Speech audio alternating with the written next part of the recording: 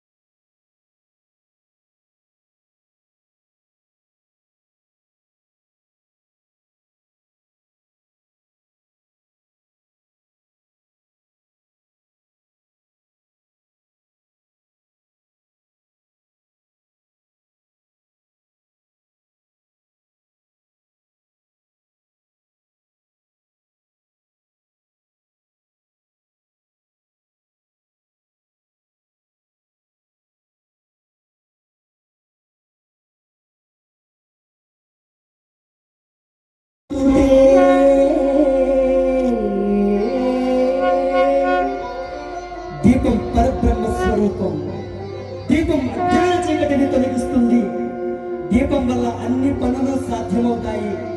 అంతటి మహిమాన్వితమైనటువంటి సంధ్యా దీపానికి శిరస్సు వంచి నమస్కరిస్తున్నాననేటటువంటి అర్థంలో నేడు ఈ అతిరథ మహారథులందరూ కూడా ఈ సభా వేదిక మీద ఆ దీపకాంతులను వెదజల్లుతున్నారు.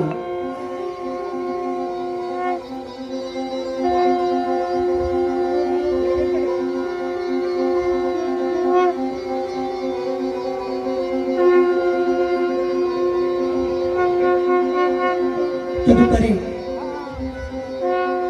ఆ యొక్క కార్యక్రమం అనంతరం కూడా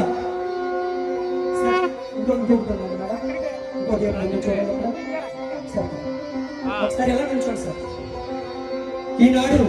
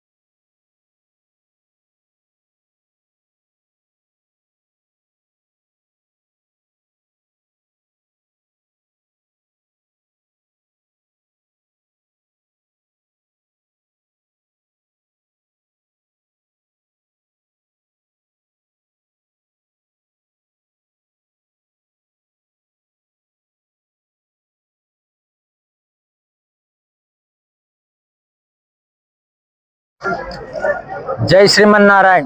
मातृदेवो भव पितृदेवो भव अस्मत् गुरुभ्यो नमः। श्री श्री श्री त्रिदंडी చిన్న శ్రీమన్నారాయణ రామానుజ జిఆర్ స్వామి వారి పాద పద్మాలకు నమస్కరిస్తూ ఎందరో మహానుభావులు అందరికీ వందనాలు. భారతదేశంలో పుట్టామంటే ఎన్నో జన్మల పుణ్యం ఉంటేనే ఇక్కడ పుడతామండి. కాబట్టి ఆ మానవ జన్మ సార్థకం కావాలి. మనిషి జీవితంలో ఒక గురి ఉండాలి. ఆ గురి చేరడానికి ఒక గురువు కావాలన్నమాట. అందుకే గురు బ్రహ్మ గురు విష్ణు గురుదేవ మహేశ్వర గురు సాక్షాత్ పరబ్రహ్మ తస్మై శ్రీ గురవే నమః అన్నారు. 1835లో క్లైవ్ లార్డ్ మెకాలే భారతదేశానికి వస్తారండి. భారతదేశం అంతా పర్యటన చేసిన తర్వాత వాళ్ళ నాన్నకు ఉత్తరం రాస్తాడు. నాన్నగారు, భారతదేశం అంతా పర్యటన చేశాను, I did not find single beggar. ఈ దేశంలో ఒక అడుక్కునేవాడు లేడండి. అలాంటి దేశం అన్నమాట. చాలా మంది అడుక్కుంటున్నారండి. ఈరోజు కొందరు గుడి బయట అడుక్కుంటున్నారు, కొందరు గుడి లోపల అడుక్కుంటున్నారు. అందరూ రూపీస్ కావాలని అడుగుతున్నారు. భారతదేశం పీస్ కావాలని, శాంతి కోరుకునే వాళ్ళం మనం ఎప్పుడు ఏ దేశం మీద దాడి చేయలేదు. కానీ మన ధర్మం పైన ఈ రోజు ఏదైతే అన్యాయం జరుగుతుందో దానికి అందరం స్పందించాల్సిన అవసరం ఉంది. ధర్మం రాజకీయంలో ప్రవేశిస్తే రామాయణం అండి, ధర్మంలో రాజకీయం ప్రవేశిస్తే మహాభారతం. కాబట్టి మనం అందరం కలిసికట్టుగా రోడ్డు చీపిరితో ఊడుస్తూ ఉంటామండి. దాంట్లో నుంచి ఒక పుల్ల బయటికి వెళ్ళిపోతే అది చెత్త కుండీలో వెళ్ళిపోతుందండి. కాబట్టి అలా కాకుండా మనం అందరం సంఘటితమై సత్య సనాతన వైదిక ధర్మ రక్షణ కోసం పోరాడాల్సిన అవసరం చాలా ఉంది.